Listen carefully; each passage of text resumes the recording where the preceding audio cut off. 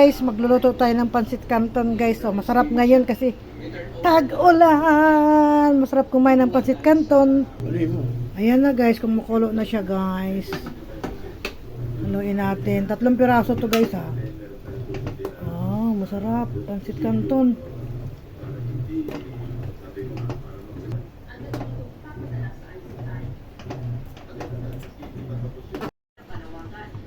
Ayan na guys, lalagyan natin ng mga sauce nila.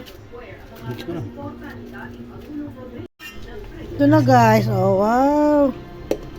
Oh, mainit pa.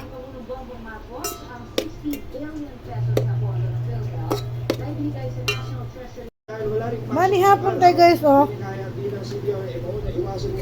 Meron pa tayo ano, tahong na may hipon. Itlog at saka pansit canton. Masarap ngayong tag-ulan. Mga una guys.